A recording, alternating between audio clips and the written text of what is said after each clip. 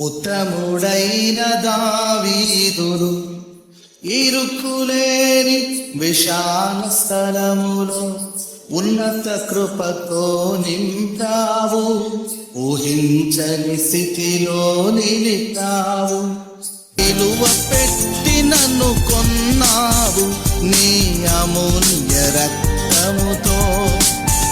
నిత్య జీవము నిచ్చుట కొరకు మహిమ రాజ్యములో వేల్పులలో బహుకనుడా యేసయ్యా. నిన్ను సేవించు వారిని ఘనపరతువు.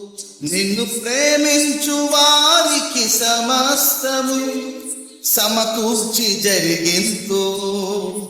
నీయందు భయభక్తి గల వారికి శాశ్వత కృపని చెదవు.